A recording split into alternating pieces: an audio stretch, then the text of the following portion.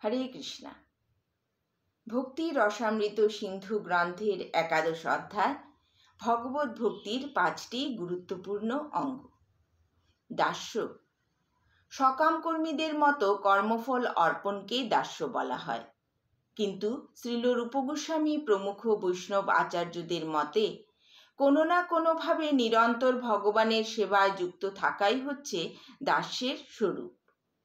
স্কন্ধ পুরাণে বলা হয়েছে যে কর্মকাণ্ড এবং বর্ণাশ্রম আচরণকারী হচ্ছেন ভগবত ভক্ত, কিন্তু ভক্ত যখন সরাসরিভাবে তার সমস্ত কর্ম ভগবানকে অর্পণ করেন তখন তাকে ভাগবত বা শুদ্ধ ভক্ত বলা হয়।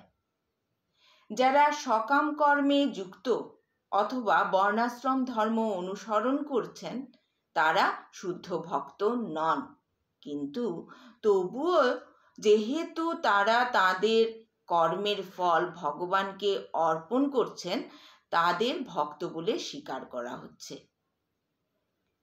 কিন্তু কেউ যখন সব রকম কামনা বাসনা রহিত হয়ে ভগবানের প্রতি স্বতঃস্ফূর্ত বশবর্তী হয়ে ভগবানের সেবা করতে থাকেন তখন তাকে শুদ্ধ ভক্ত বলে গণ্য করা যায়। এই জড় জগতের বন্ধনে আবদ্ধ সমস্ত বদ্ধজীবী কিছু না কিছু পরিমাণে এই জড় জগতের উপর আধিপত্য করতে চায়। কর্মকাণ্ডীয় বিধি নিষেধ এবং বর্ণাশ্রম ধর্ম অনুশীলন করার ফলে বদ্ধ জীব তার কামনা বাসনা অনুসারে এই জড় জগৎকে ভোগ করে তার ইন্দ্রিয় তৃপ্তিজনিত সুখ উপভোগ করতে পারে এবং ধীরে ধীরে পারমার্থিক স্তরে উন্নীত হতে পারে। বর্ণ এবং আশ্রমের অন্তর্গত অনেক কর্তব্য রয়েছে যা কৃষ্ণ ভাবনাময় ভক্তিযোগের অঙ্গ। গৃহস্থ উক্ত বৈদিক কর্ম এবং বৈধি ভক্তি উভয়ে অনুশীলন করেন, কেননা এই দুটি কার্যই শ্রীকৃষ্ণের সন্তুষ্টি বিধানের জন্য অনুষ্ঠিত হয়। গৃহস্থ ভক্ত বৈদিক নির্দেশ অনুসারে কর্তব্য কর্ম করেন শ্রীকৃষ্ণের সন্তুষ্টি বিধানের জন্য। আমরা পূর্বে আলোচনা করেছি যে পরমেশ্বর ভগবানের সন্তুষ্টি বিধানের উদ্দেশ্যে যে কর্ম করা হয় তা হচ্ছে ভগবত ভক্তি।